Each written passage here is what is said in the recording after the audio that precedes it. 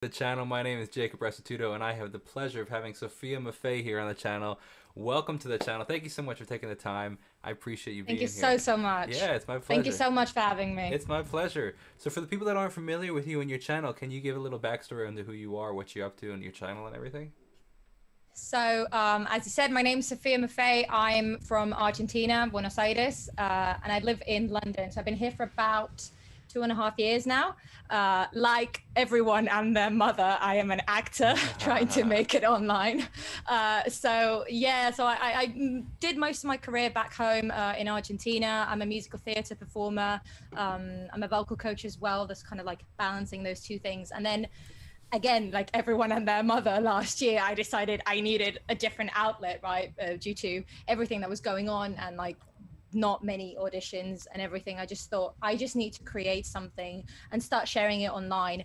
And I opened my channel in July, I think June, July 2020, made videos that I don't really like. I have them all on private, like I hate them.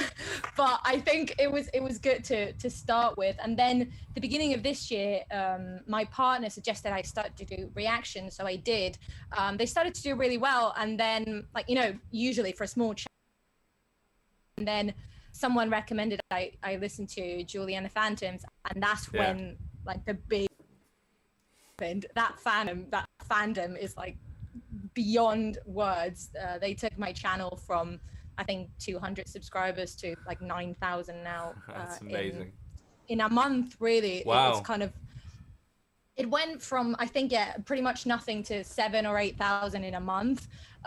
So it's been truly incredible. I am still kind of figuring out what kind of content I want to put out because it's fairly new for me.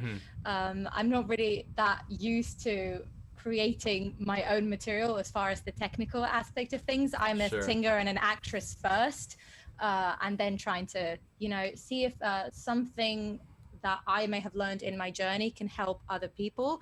I think, putting a little bit of my input as a vocal coach, as a professional actor in everything that I share,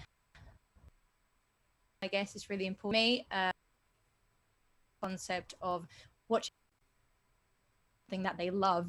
So I think if I can do that, but adding, a bit of information, a bit of, sort of technical knowledge here and there, that's really kind of where it is for me. I'm still kind of figuring it out, but yeah, that's kind of a summary of I like where it. I Absolutely. am right now. So what's kind of interesting is, and correct me if I'm wrong, you said you're from Argentina. No, Argentina, right? Yeah. Yeah, born and raised. But you have the UK accent. How did that happen? I get that all the time. So I've always known I wanted to be an actress. So I always also knew that I needed to work on my English from a very young age, because I was like, I really don't want to get typecast as like the Latina character, and that's all that I can do. So I always thought I really need to improve it. And from a young age, my teachers were like, okay, choose an accent, like US or UK, just choose one. And everybody was choosing US. So I just thought, nah, I don't want to do that. So I started to work on my UK accent. I did 2 years of a translation course at uni. So that's where it kind of really polished my accent. And That's then, wild, actually. yeah. When I moved here, actually, a lot of people now think that I perfected my accent while being better, obviously, speaking every day in the language and everything, but it was fine when I got to the UK. I actually got told by everybody that I sounded like the dictionary, because it was just like so proper and correct and everything. You don't really get taught like the bad words and the slang in school. Absolutely. So that came with the territory, but yeah. So you're obviously bilingual then, right? Speak Spanish and yeah. Absolutely. That's actually wild that people like. So I'm curious then, being an American, a New Yorker, I'm curious what part of America did a lot of people choose? Did they choose like the general American? Because like you have the Southern American, which kind of says that y'all, and then you have like the New Yorker kind of thing. You know what I mean? Like, I feel like people from Latin America just don't really care. It's just like general American, what they hear from friends, that's what they get, and that's what they replicate. That is so funny. To be fair, like I've done a couple of general American courses. I'm not going to say that I'm good at it, but I've done a couple of let's hear it. We're putting you on the spot. Let's hear the American accent. Every time I try to speak in an American accent, all I get is Valley Girl. Okay. that I can do my impression of what Kim Kardashian sounds like. So, It's sorry, not. continue. What were you gonna say? No. Sorry. That There you is go. funny. That is pretty amazing though. That you don't. I haven't heard a story like that actually, where you're from a different country and growing up in school, they recommend. So that's you speak with that UK accent always, right? Obviously. Then do you speak Well, I Spanish with mean, a UK accent too? Or do you have the no, by Latina no accent? means. No, Argentinian accent all the way. I'm actually a completely different person when I Is speak that in right? Spanish. I realize that I'm way more like polite and proper when I speak in English. I divert to Argent. I don't know if you've ever seen or met anyone I from actually Argentina, haven't. but No. we are basically yeah, very loud, Well, very that's outspoken. very Latin in general. Like my mom's from El Yeah, Salvador, so definitely. like the whole Latino community. And then Yeah. like it's funny how the different subsections have kind of slightly different characteristics. Like the Dominicans Mm. or speak so fast. So Yeah. fast. Oh my god, I've never met people from DR. Yeah, Really, exactly. it's Exactly. crazy. So I want to talk about your acting career. So you started is this and like in like general school that you like learn the accents, or is that in like acting school or No, not really. So I did most of my drama education back in Argentina, okay. if not all of it. So I did English like separately from school. So I went to a different institute Oh, to okay. learn Wow, English. okay. I did that from a really young age. Wow, okay. And then theater, I always studied in Spanish. And then, yeah, I guess like when I moved here, I realized that acting is really different in different cultures. So there's a lot that I think like the Latin, I think, way of acting is a little bit more kind of outspoken, just like the culture is. And I feel like here is a little bit different, but I did get most of my technique from back home. I didn't do any accent training in my years at drama school back home. No, I started back there. Like I mentioned before, I'm a musical theater actress. So that's like my main background. So more stuff like on stage than like on camera then. Yeah, so that's what I started with. Hopefully, like I'm starting to audition more for on-screen roles now. There isn't that much of on-screen work in Latin America, unfortunately. It is a much smaller industry. I think it's growing like all the Sure. time. It's getting bigger and bigger and better. And don't get me wrong, I think my favorite movies are Argentinian movies. I just hold them very close to my heart. I think it's amazing cinema. There's just not that many opportunities. And there's that thing when you're an immigrant in the UK, the US is kind of very similar in terms of acting, and you think there's going to be so much competition, but then there's so many more opportunities at the same time, so it's difficult but it's Absolutely. easier at the same Absolutely. time, I'd agree right? with that. Yeah, absolutely. A lot of people underestimate the opportunity that is out there. As long as you're Definitely. willing to look for it, you know what I mean? Absolutely. That's a Definitely. great point right there. So so then it's what's cool is you're starting to see a lot more of the crossover between stage acting and camera acting now. I mean, like you with In the Heights that just came out recently, and Oh like my, I can't wait. Honestly, I think Lin-Manuel Miranda should be my dad. I much. You have no idea. I'm waiting for the movie. I think right now live actions from like Disney exactly, movies, exactly, on-screen representations for music. Really what I'm most excited for. The exactly. Dear Evan Hansen movies coming out Yeah, this year exactly, as well. It's just incredible. exactly.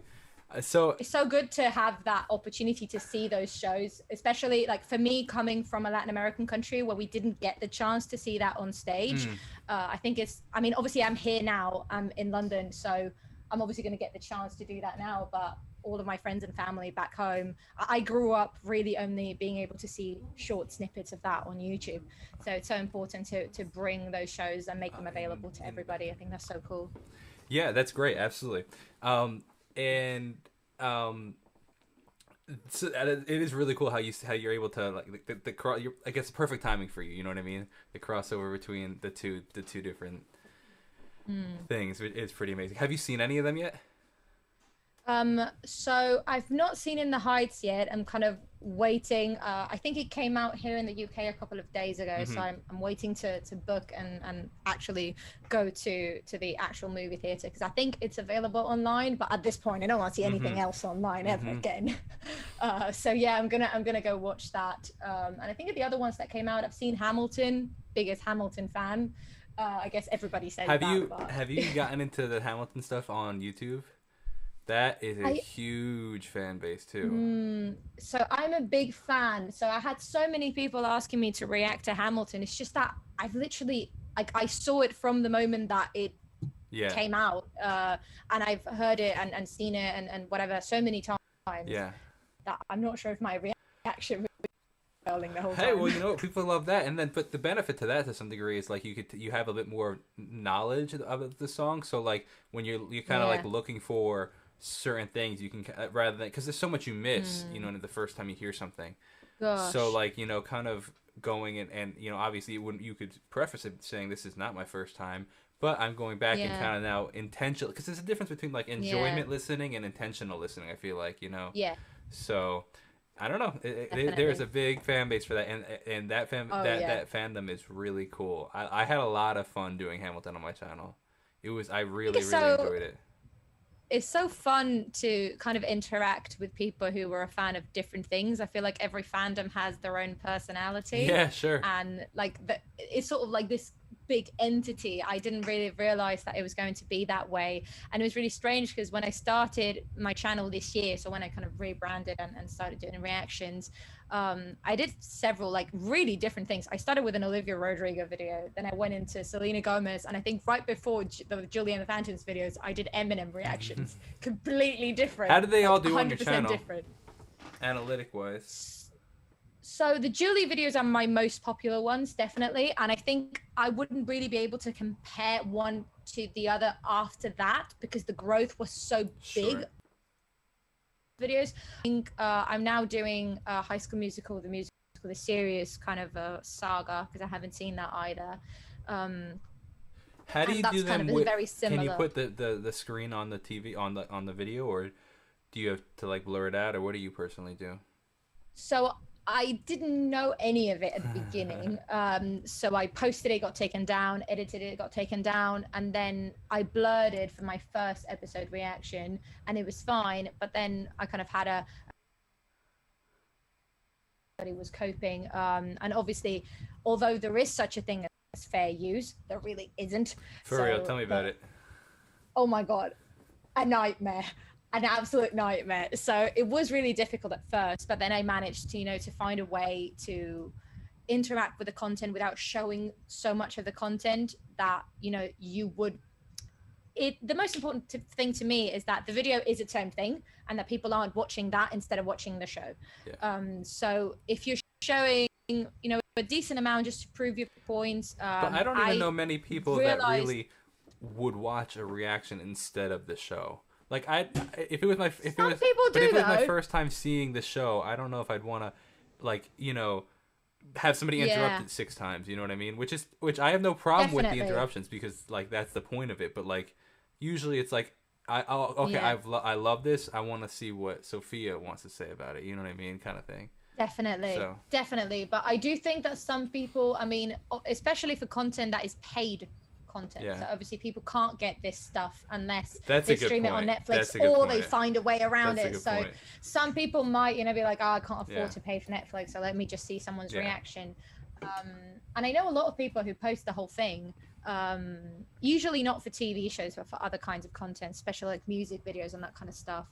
Um, but I think I started editing, like really editing the beginning of the year. I did a course online. We won't give free promotion to the Nah. website I use, but I think everybody knows which website I used to learn those like online courses that you can do for editing. And I realized if the editing is fun, then it adds a little bit more. So I think it's more about the way that you present the content Sure. and not just the content that you present.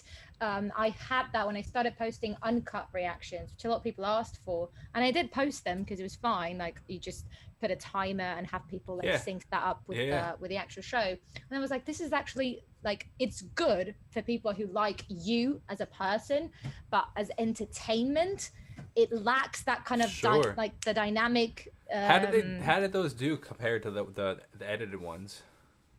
So those are private. So I only post those for my Okay. patrons. So I opened a Patreon page about 2 months ago, and my patrons seem to like it. They really wanted to see a bit more, so that's fine. But I think that the editing does add to it, and I never thought that I would think that I would be expressing myself creatively through editing. That was like never something that I thought, but I'm not sure how you handle that, but I get told by so many of my friends like, oh, you should get an editor, you should get someone to edit your videos for you, and like I'm not really sure if that would work for me, because a lot of my kind of humor comes from like the way that I edit.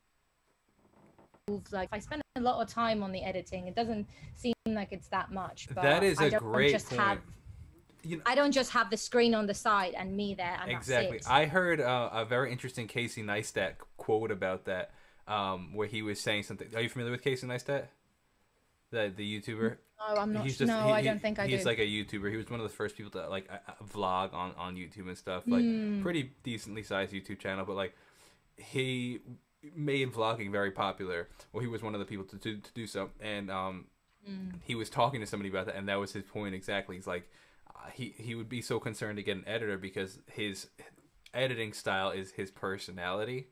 You know what I mean? So, but there are plenty of people that do that. You know, like get editors. Yeah. I You would have to get someone who understood your exactly humor. and really understood your channel. Exactly. Yeah, you as a person, your channel, your humor, and then I think that like.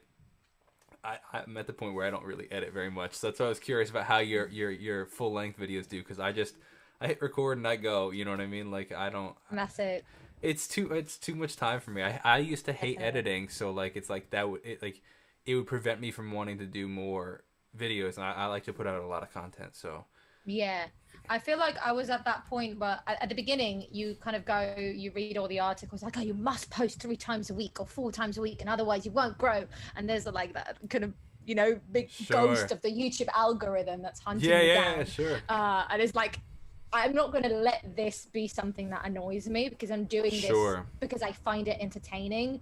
I'm not doing it so I can have 1 million views and earn $1 million or whatever, which like no YouTuber really does from like views. So I just thought, okay, I'm just going to put out what I can and what I want, and I want to put out content that I'm actually proud of. I think the main thing about editing is just when you start, like the bulk of getting a 1 hour thing into a 10-minute video, that like initial cropping is really, really painful. But then when it comes to, adding the little tricks here and there, or the little zooms and cuts and all that, I think that that's really interesting. And I really enjoy doing that. But yeah, it's kind of been really weird. I think if I did have an editor, I'd be able to post way more. How much do you post at the moment? Sure I'd be. So I started doing 3 videos a week, and then I went to 2 videos a week while I was doing Julie. I did 2 because I kind of divided the episode in 2 parts. That's a cool now idea. but now I'm at a 1 video a week with a usual bonus. So I'm trying to post twice a week, which I think works for my schedule. I think especially because I'm not a full-time YouTuber. I dedicate most of my time to YouTube, but I don't make my living out of YouTube. What do you do outside of YouTube? So I'm a vocal coach. So I teach. Obviously, it's not just the time that you spend teaching. You have to do admin and all that kind of boring stuff. But yeah, I think I obviously, like everybody, you have to dedicate time to your passion project if you want it to grow in the long run. But I'm sure like you relate to that. When you start your channel, it's just about creating content and obviously as much as you can. But in my head, when I was doing as much as I could and not really paying that much attention to what I was doing, my best video possibly make. I totally get it. Yeah, absolutely. So where do you see yourself going with, like, what's the goal for all this stuff? Like, what's the main end goal? Like, what would you love to see pick up? Would it be the acting, the vocal coaching, the YouTube channel? So to be fair, I love my students. So if any of my students are watching this, I love you, and I won't leave you behind. To be honest, my vocal coaching career is kind of on the side for me, kind of going with everything else. I don't see that disappearing completely, maybe ever. I do like what I do, but I'm an actor first, second, and third. That's my main thing. I hear that. I think if I could find a way, and I'm trying to do that, to kind of include that into my YouTube platform, I think that would be really good for me. I think when I set up my channel, my partner told me, why don't you call it like Vocal Coach Reacts or Sofia Maffei Reacts or something. I was like, I'm not sure I want it to be a reaction channel. I want it to be about me as a performer. And I know people are not going to care about me at the beginning because I'm like, who are you? And why should I even care about you? Started doing more of that forward, if I can, to try and mix some reactions to things that I actually enjoy and not just things that are popular, with some of my own production. Actually, about a month ago, when I finished the Juliana Phantoms TV show, I kind of rewrote one of the songs. Oh, cool. Reworked the lyrics for one of the songs from like a different character's perspective. Which song was that? It was the same song, Unsaid Emily. Oh, sure, of course.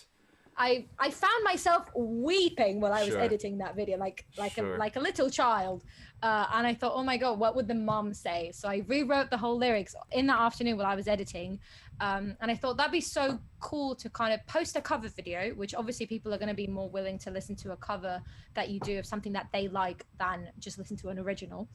But it does have something of me, right? Because it is a rewriting of the original idea. So I asked people on Instagram if they liked it. They said yes. I set up a Patreon account, and a lot of people collaborated to help fund that project. So I'm in the kind of process of getting that done, getting a videographer to actually like make a good video, because I don't want to just make that at home. I used to post cover videos at home, and I just want to do it really well.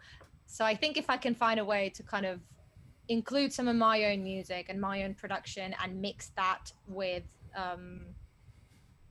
reactions and content about things that people love, I think that'd be ideal for me. I completely agree with that, actually. And it's funny, this statement keeps coming up like with in these conversations. Like, I think in the past week you were like the third or fourth person to say that exact thing, where it's like but it's funny because and honestly it's great, because it is exactly what I'm trying to do in the moment. Like, I'm a musician first, and then I'm a musician that happens to do blank, blank, blank, blank, blank. You know what I mean? Whether it be reactions or guitar covers or acoustic, whatever the case is, right? Because the end goal is, like you said, you're an actor first, second, and third. I'm a musician first, second, and third. That's the end goal. You know what I mean? And kind of using means to get there a different way. So I completely agree with that. I completely relate to that, and I like what you're saying, that the avenue you go in, that you're using this, but you also have like covers that you want to do, or rewrites and stuff like that. I think it's great. And like you said, at first people don't seem to care about you as a person, and then slowly they do. And it's cool. It's really cool to see the people that actually do, which is wild. It really shook me when it happened, because I moved to a new house about 3 weeks ago, 2-3 weeks ago, and I had people message me being like, oh, take it slow, don't even worry, like, you could be fine, I hope everything is going good, like, send our best to Holly, who's my cat, who's asleep on the floor now. I was like, people care about my cat? Honestly, people probably care about your cat more than they do you, because people care about my dog more than they do me, I think. My dog, Bullet, is probably more popular on the channel than absolutely 100%. Oh, I do kind of use her cuteness. Oh, 100%. You got to capitalize on the cuteness. Guilty. I mean, we take care of them every single day. I think we can allow ourselves to put them in a thumbnail. Exactly. 100%. 100%. That is funny. So what does the process of auditioning for a part look like? So right now, and I mean, even before the pandemic and everything started, self-tapes is really where it is at the moment. And that was kind of a little bit of a shock for me, because we didn't really have self-tapes in Argentina until the pandemic and everything. And now everybody auditions online. But it's been a thing in the US and Europe for a long time. So basically, I'm signed with an agency. My agent is the one that goes out and tries to find roles for me.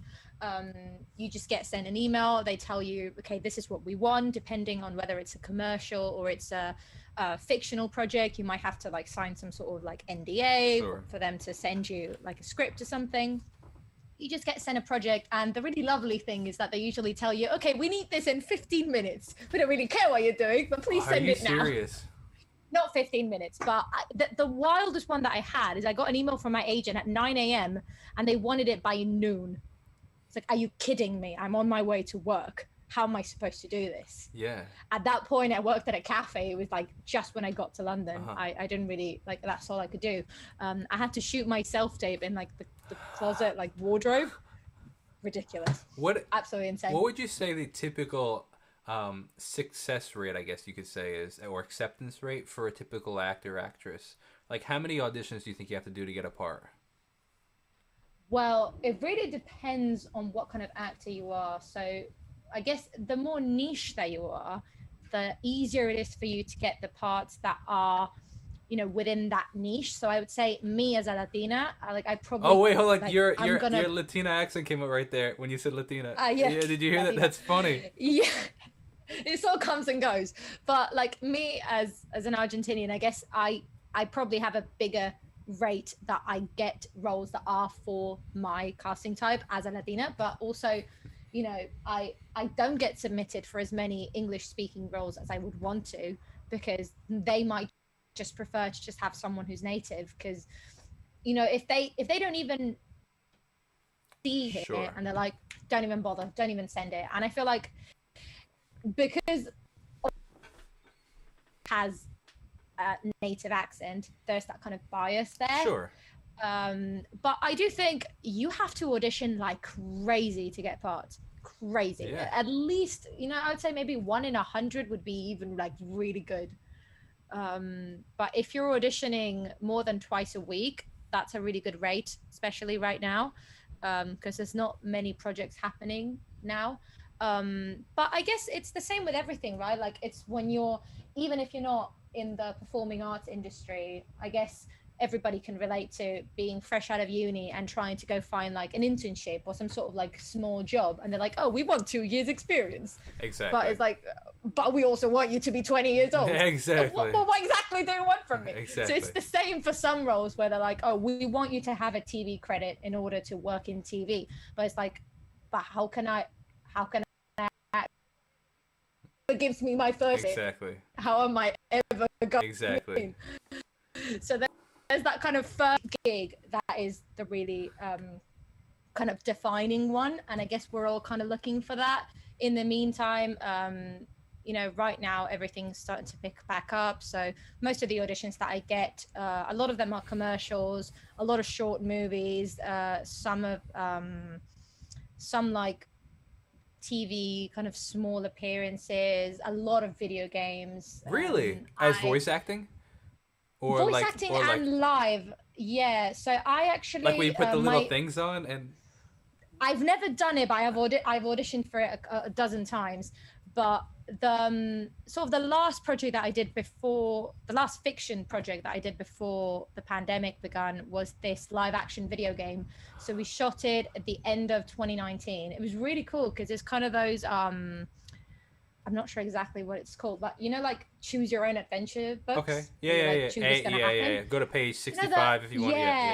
Yeah, there was this Netflix movie, I think Bandersnatch was the name, where you like chose what was going to happen in the movie. Really? I wasn't in that movie, but it's that same concept. So you watch the story play out, and then you decide what the character's going to do. And basically you can rewatch it and replay the game as many times as you want and choose what's going to happen. That's so cool.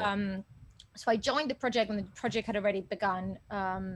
It starred my friend Alexandra Burton. It's still not come out. It was supposed to come out last year. Hopefully it will come out soon. There was a bit of reception issue. I think people were very critical of the concept of the game when the trailer came out, and I'm not here to speak on behalf of the makers of the game. I think the project that we shot when I was participating in the game was really interesting. I really liked what we were going for. Obviously, I joined really late in the game. They'd already been making the thing for about a year or so. But hopefully that'll be out this year, by the end of the year, in terms of technical aspect, because you stop dead in your like then go back and shoot the second Wow, act. So that was, yeah. or like a third or a fourth. So it was really interesting in terms of following the storyline. As an actor, that was actually very different from anything that I've ever done before. Sure. So that was really cool. But yeah, I never actually thought that, you know, fiction and video games could kind of Yeah. mix together. It was really interesting. So, would you see for yourself? Would you? I have a kind of like this thinking ahead kind of question for you. Would you prefer like a solid role in a TV show, like for example, like Grey's Anatomy, like a main character in like a solid TV show like that runs for 10 years, or would you prefer like A-list movies?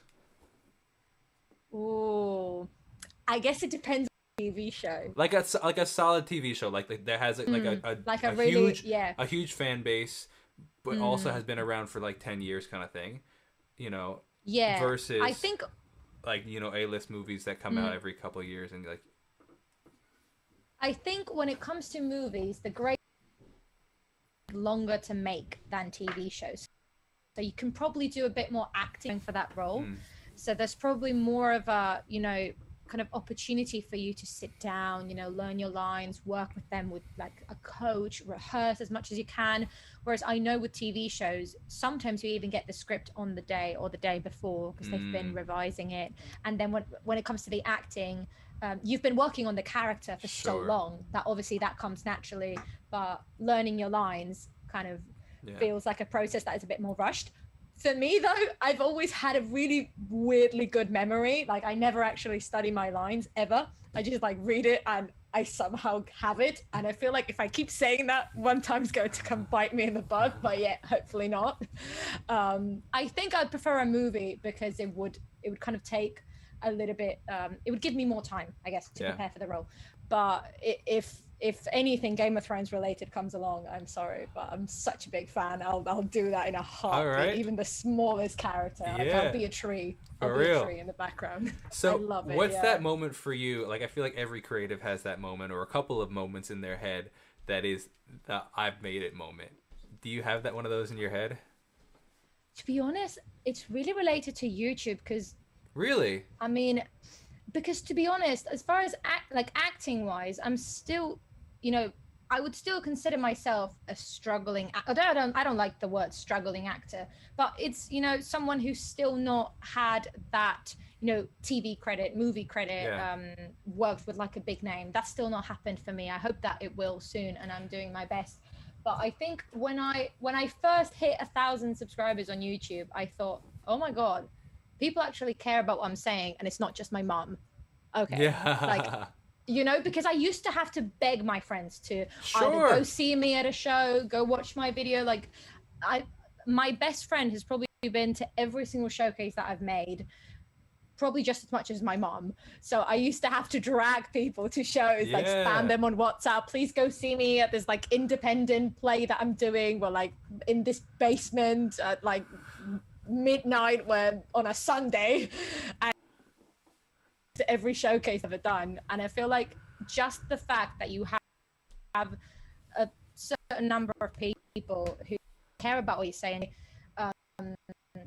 My flatmate from the previous house I lived with, something a couple of weeks ago that I'll never forget, because I was a bit sad one day because I think one of my videos had like flopped. I think in about 10,000 on the first day, and then this one got like 5,000 or something, which I know for YouTube statistics is not much, but for me 10,000 was a lot because I was just starting out. And my friend was like, you do realize these are actually like 5,000 people who've, like, if you were at a gig in a club, it's a great perspective, and 5,000 people showed up, even if they listened for like, they're still there. They still showed up, and that's crazy to me. Like, I hadn't thought of it that way, as in like 5,000 individuals. So changed my really thankful, like people I say, and so yeah, that was kind of a big like aha moment for me. I guess. absolutely. So now going forward though, like, what do you have one of those moments that where you're like, like that you have in your head that you like? So for example, me would be like I'd love to be on the TV show Ellen. Are you familiar with Ellen? Oh. Like that's like an I made it. You know what I mean? Like, do you have one of Oh, those yeah. moments? Let me. I don't know. I mean, my dream has always been to be in a proper musical. So Okay. Like Broadway. yeah. Well, now I'm here. It would be the West End, but I think being on the West End would be just a huge thing for me. Is that the same equivalent, Broadway and the West End? Like, do they Yeah, hold so the the same West weight? End, is the same kind of. Obviously, Broadway, I think, has more of the new shows. So most new shows premiere on Broadway. Not all of them though. I actually had the chance to audition for Six, the musical. I don't know if you heard of it. Yeah, It absolutely. was just before the pandemic, and I was ill on that day, and I couldn't go. And so I didn't even know what the musical was at the time. And then I was like, oh, okay, I'm ill. I can't go. And then I researched it. I was like, oh my God, I should have gone.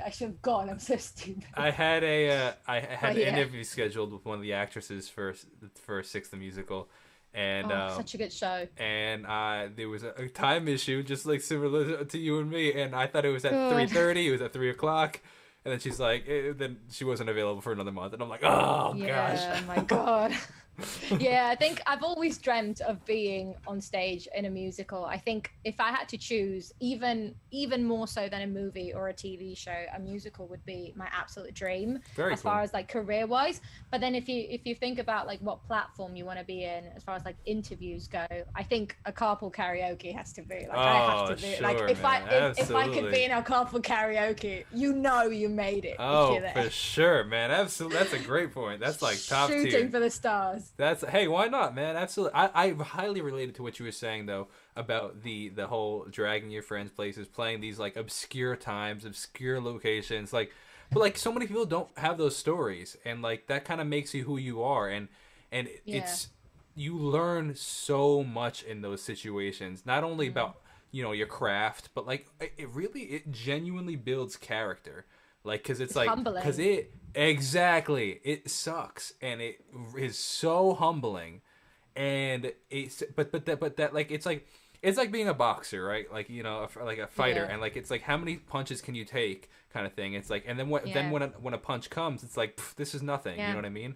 Because you've had so many times. I feel like it's also about being there and then getting knocked back down and then being able to go back. 100%. When something has gone well, even if you don't like actively think that that's going to happen, in some part of your head you're like, oh, okay, now that it's gone well, everything else is going to be good from now. Yeah, exactly. And And yeah, that's not necessarily the case. well, sure, but it also it kind of, I don't know about yourself, but for myself, like when I was such like a green musician when I dropped out of college to do music full time, and come on, that's what I'm talking about. There you go, Zoom 5.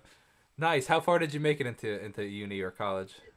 2 years. So it's a 4-year translation degree, and I only did 2. Okay, very cool. Because it was like legal translation is until like it was just the English stuff, so phonetics and that kind of stuff, and then all the legal things. And I was like, the fact that I like Legally Blonde does not make that I like doesn't mean that I like the law. So yeah, no, this is not for me. Yeah, hey man. So I'm curious, what like how did your family take it? How does your family take currently, and how did they take it back then, of you dropping out of college to be an actress?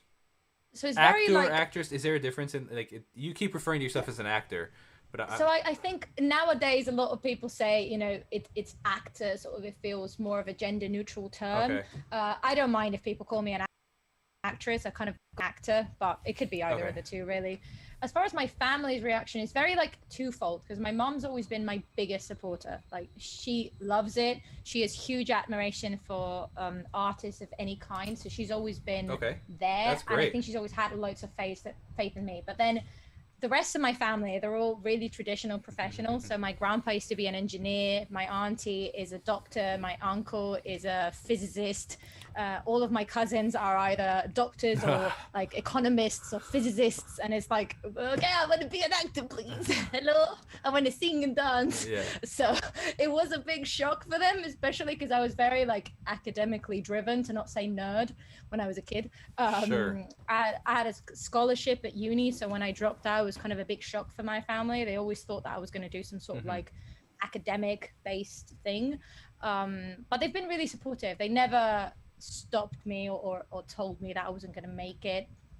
But I think it was more in my head. Sure. I feel like when you feel that expectation is there, it is there. Yeah. Even if the other person is not putting it in your way, you kind of make it out. You make it up on your own. But it's interesting, the drive that that we have, in the sense of like, you just, you know, it's gonna happen at some point. So you just like you playing these humbling shows or places that you go to. It's like, looking back, so how long have you been doing this for? When did you like drop out of uni or college? Like, how long have you been like kind of going for this career? Yeah, so I've been studying since I was like really young. I started ballet when I was 3, but I only started to do like proper auditions for professional stuff when I was about when I was about 19 or 20.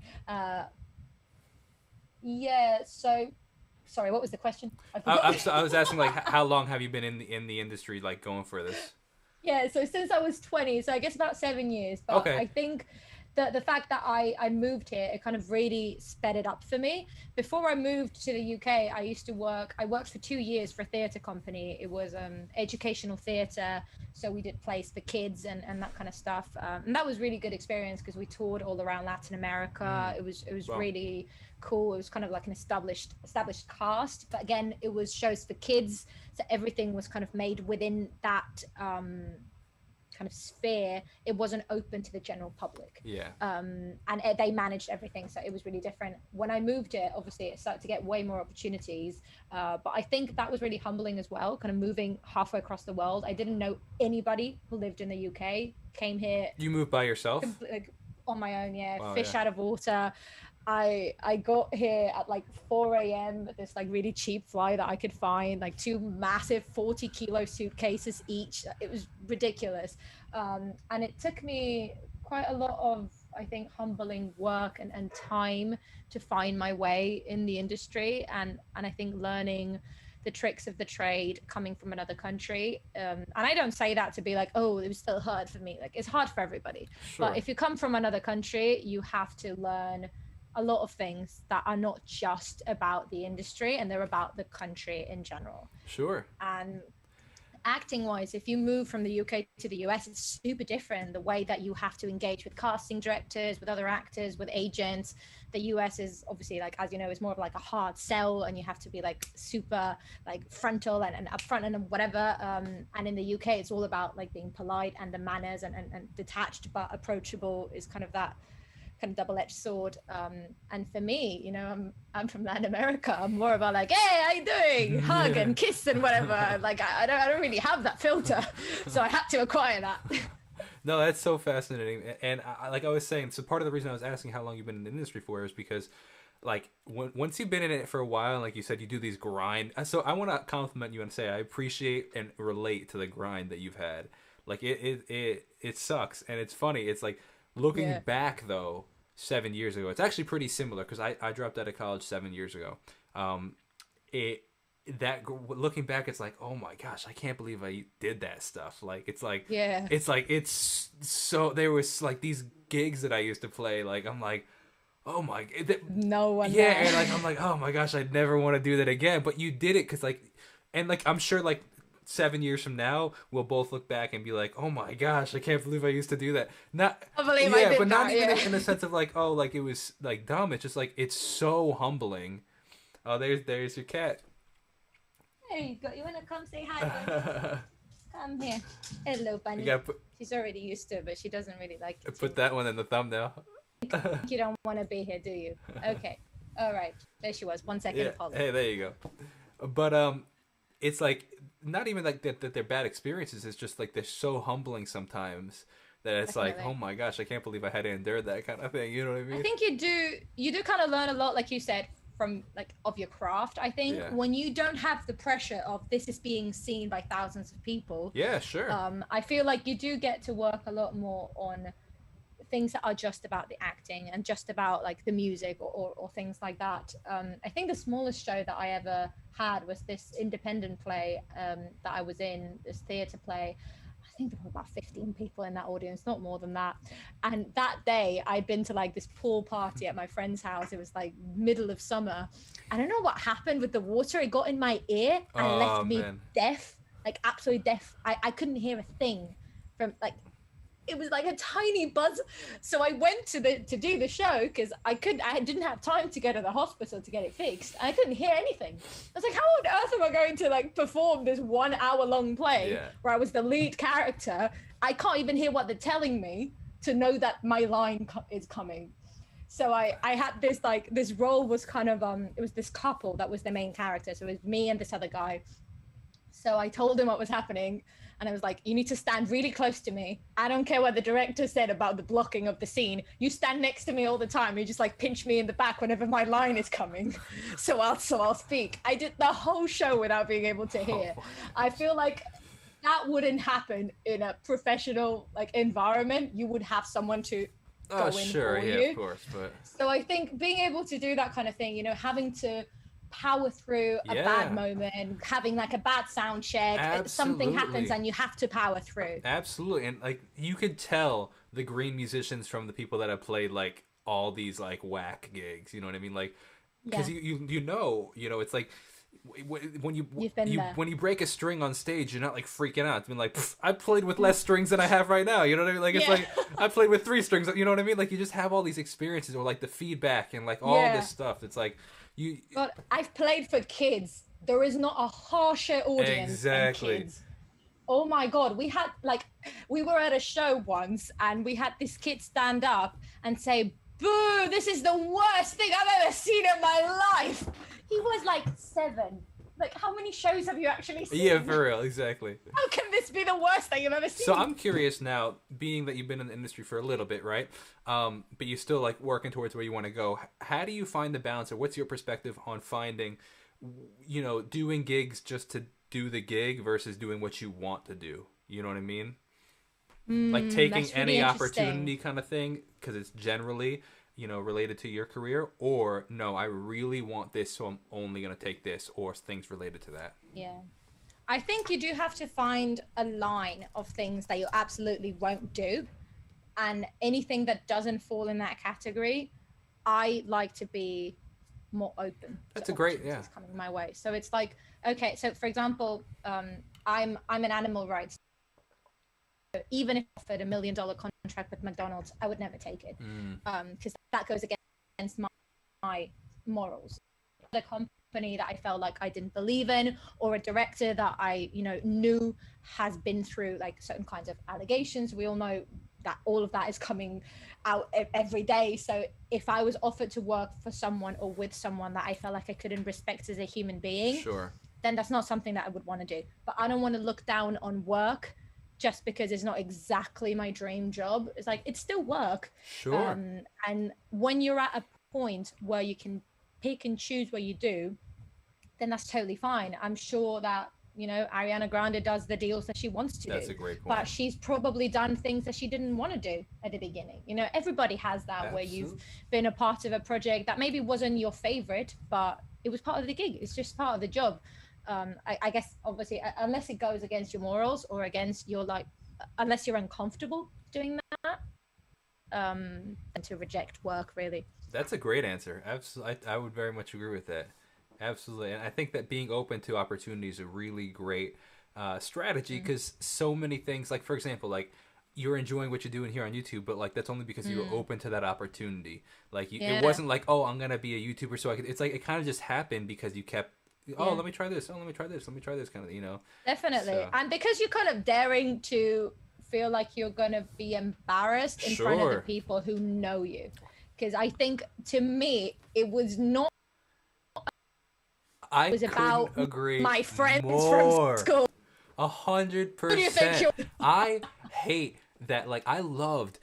When my channel was relatively smaller, because nobody cared. My friends would say, "Oh, Jake and his YouTube channel," like they wouldn't like. Yeah, whatever. Exactly. Oh, thank God, because everybody I talk to about this is like, is like, oh, my friends were the most supportive. I'm like, what are you talking about? My friends made fun of me all the time for having a YouTube channel, and now now they're like, oh. Like now they respect it, but it's what's funny is like I actually hate the fact that they even know about it now, because like I loved that I could post anything and not have to care about their opinion. But now they see my stuff and I'm like, oh, you know, like I can like I just get embarrassed. You know what I mean? Like definitely, which is so 100%. Funny.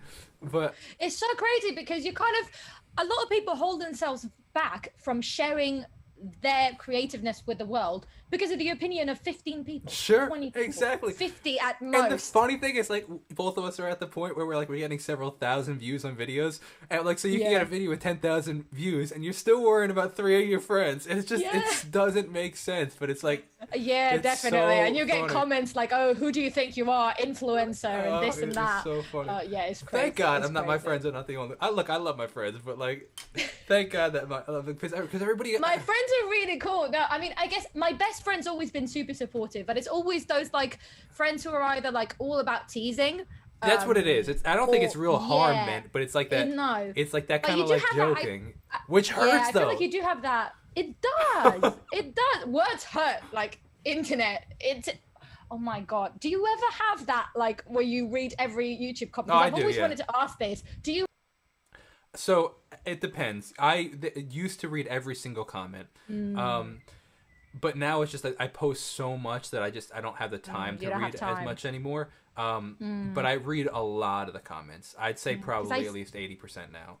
I started reading everything, and at the beginning, I read every single comment, even for videos that when like, for my channel, they were viral. Like my best videos, I would read every comment, even if that took time away from my editing. I used to respond to every single comment. Oh my God, definitely. And then I started to get, I wouldn't say hate, because people who are into the stuff that I post are not very hateful people. I did get a lot of hate for my Eminem video, and quite a few, you know, borderline comments I ended up blocking from men being like, oh, she's no idea, she's talking about, she's so stupid, and she's a girl, and girls can't listen to rap, and blah, blah, blah. But so that kind of drove me away from listening to Eminem, which I really liked. Which is the worst. Like when people make that. It's just the feedback. I agree. Yeah, but I think it's so weird to allow one single comment out of maybe 500 that are positive, and one mean comment can really make or break your day. Absolutely. I heard something super interesting though that has really helped me a lot personally, and it's the fact of like, you can't hear any of the comments. You can't hear. You shouldn't like listening to the good comments or the bad, because if you listen to the good comments and you hear the good comments, then you're gonna hear the bad comments. But like to be honest, like somebody could say, oh my gosh, you're the best musician in the world, and I try not to let it get. That's not gonna make it true. Exactly, or vice versa. So it's just being. I've learned it's being just confident in what I believe in. Even if I'm not even confident in it yet, just doing what I believe I want to do, and it does not letting the accolades or the disapprovals kind of get in, because like you can't take one without the other. So I just choose to take neither of them, and I think that it's a lot quieter in my head. You know what I mean? It's I'm not saying it's easy, but it's not easy. No. But that's something I've definitely learned, and it makes a big difference. Because otherwise, you're relying too much on the approval. Because then you'll post a video that like gets like 80% like disapproval ratings. Like I posted a video recently, and it was a cover, and I guess it was just too high in my range. And dude, everybody and their mom decided to let me know that it was too high, and I was like, look, hey man, like I post so much content, there's gonna be a bad video every once in a while, like I don't care. Like, definitely. But it was like, oh geez, this is hurt, you know what I mean? But it's like you try to, I don't know, try not to listen to either the good or the bad, you know what I mean? I think that's a really good advice. That's some really good advice, because I think when you start, you just can't even believe that people are even commenting. That you're like, I want to read every single one. Absolutely. Point, I'm where I'm like, I want to listen to what my subscribers have to say, because I want to get their input, and like I want you to do this video or this other video, like I want to be able to give back and know what they want, but I also don't want to put myself in a situation where I'm just scrolling through comments and just, like, I think it's also something I've learned is also like learning when to read the comment. You have to be at least I have to be in a certain mind frame. Like I know that if I'm like feeling a certain way, then I definitely shouldn't be reading the comments, because it's just gonna make me spiral down. And it's like, but then there are other times where like I could read all the hate comments in the world, and it's like it doesn't faze me. You know what I mean? So like just find them funny. Yeah. So like you have to make like personally, I found that like my the way that I'm feeling in the moment. I have to be conscious of that before I go into, looking at the comments for sure. Yeah, I actually, my funniest thing with YouTube was that the first time I ever got a dislike, I actually like celebrated it, because I used to not get any dislikes, Yeah. because literally all the people that watched my videos were my mom and my friends. And then I remember the day where I got my first dislike, and I was like, someone disliked my video. That's so cool. That's a great point, actually, because that means that people are watching that might not agree with you, but that means that people are still There's watching. There's not a single video on YouTube with no dislikes. Yeah, but more so like the it's big ones. But more so it's like the fact that like it's not your mom would never dislike your video. So like people that aren't your mom are watching the videos. Definitely. That's Although a great half perspective. half my views are probably my mom anyway. But yeah. That's amazing. That's so cool. So what do you feel is like the next step for you? What would you like? How do you find? Oh, actually, no. Question I wanted to ask that I kept forgetting to ask. What is good acting for you? What makes it so? I was talking to another actor recently. I don't know if you're familiar with Cedric Gagel. Have you heard of his channel? Ooh, sounds really familiar, but I don't think I know He's him. another YouTuber that does, but he directed a movie that's on Amazon. So like, that's cool. yeah, it's pretty wild. So he's an actor director. Yeah, I guess so. Yeah. That's cool. So his name is Cedric Gagel. So you should check out his stuff. And Definitely. he's out here on YouTube and stuff. But I was talking to him. I'm like, so, and I had recently seen this movie where like my wife was like, oh, this was a really great movie, and I was like, okay, let me go watch it. So she loved it, and I was like, I liked the movie and the concept was good, but I was like, the acting was kind of subpar. Now, obviously, quality is subjective. My wife didn't even notice. I obviously noticed. But so I was asking him, what defines good acting? And I'm curious, and he gave me his answer, and I'm curious to know what you define as good acting, or what makes good acting. I have the voice of my drama teacher from back home, like resonating in my head, and he is this like absolute like amazing drama teacher back home. He trained in Russia and East Asia with like the Stanislavski kind of followers. I don't know if you like, this is very technical like drama stuff, but it's basically like the birthplace of drama. And he has that theory. There's kind of a mix between European theory and US theory, because I know US actors are more about like emotional like memory, right? So drawing from your own experiences. And then stage acting is more about kind of the playfulness of acting, kind of playing with the role and go into that like childish mindset of, I'm just going to pretend that I'm this character and embody this in more of like a playful way than drawing back from my own experience. Because I feel like if you rely on your memories and your emotional kind of baggage to find that that moment for the character, and you're doing stage, you're going to either lose that because it's not going to be sad for you anymore, or funny or happy or anything, or you're going to drive yourself crazy thinking about that every night. Wow. So I think the most important thing for me is kind of finding that point where I feel like the actor is having fun with the role, and where you can see that they're playing with the role in a way that is not an extreme. I really like it when a character is written in a way where you not do or to do what they actually want to do. And my drama teacher used to say that nobody does what they want to do, because you have two kind of main drives as a human being. You either want to, get rid of someone instead of, using a worse word, you want to kill them, or you want to fall in love with them, for lack of a worse word. So you either like love them or you hate them. Sure. That's kind of the main thing. And as we're animals, but we're social animals, so we kind of restrict those impulses. So when you can see the character kind of struggling to do what they want to do, even if they're just like having a cup of coffee, they're not saying anything, a primal instinct is there within them that they're repressing because of society, right? And the fact that they're not chimpanzees or lions. So I think when you can see a character that's written in the way where there always feels like there is something bubbling beneath the surface, and you feel like this is gonna explode at any moment, and it doesn't, and it doesn't, and it doesn't, and you're just more and more intrigued. I feel like I find it way more interesting to see a character holding back tears than crying like a lunatic.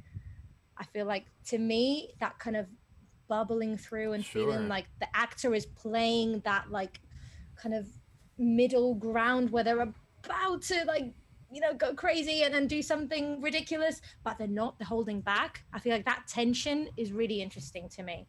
And I think there is a lot of like really like nuanced craft in that, and it takes a really good actor not to take that to the absolute extreme and be like telenovela, like super exaggerated. Exactly. There's that Latina accent. Nobody does that. Yeah, that's the accent here. You can't say telenovela. Like, I can't do that. So I'm like 85% bilingual, like speaking Spanish, but like yo hablo español como un gringo. Like I speak like with such American accent. But you roll your R's. Yeah, but that's really good. I still speak like a gringo, whatever. You know what I mean? Very good. But no, I couldn't agree more. That's very, very fascinating what you're saying about your perspective on good acting. But and it kind of plays into what Cedric was saying. He's saying like good acting versus like relatively amateur acting is like amateur actors think that they need to act, where it's like they actually overact, and that's what you notice. And he's like, in real life, like we don't overact. We don't do that. Yeah, no. So he's like, really good actors, it's like they're just being normal essentially, and it's like, and it's so funny. It's like, oh, you're right. We don't. When I sip a cup of coffee, I'm like, it's like we don't do it exactly. But like that. I feel like you always have something in the back of your mind as a human being. You're never thinking of nothing. And if you are thinking of nothing, you're actively thinking of nothing. There's never you're never dead in your brain unless you're even when you're asleep. I don't believe that you are. So I feel like there always needs to be something that's going on. So even for like the smallest auditions that I've ever had, I kind of sit down, I have a little notebook where I write things about character. So even if it's a really small character, I always like to think of a name for them if they don't have one, think who their mom is, who their father is, who their family is, what they like. Even if it's something that never comes up in the like material that I'm going to perform, it's always interesting to know what your character is like. And I feel like it's really similar to when you were a kid and you pretended, like I used to pretend that I was a spy and play with my friends like spies. I'd be like, that is more similar to acting than what people think acting is. It's just playfulness, right? It's just like, I am a spy and I am a spy, but then my mom calls me to lunch and I'm not a spy anymore. So you have to be able to have that break between one or the other. But I think that's how actors like really struggle. And I really admire actors like Daniel Day-Lewis. I'm not going to say that he's a bad actor. He's amazing. But he's method. He's so about method acting. And I think that is great for people who can withstand that. I think that would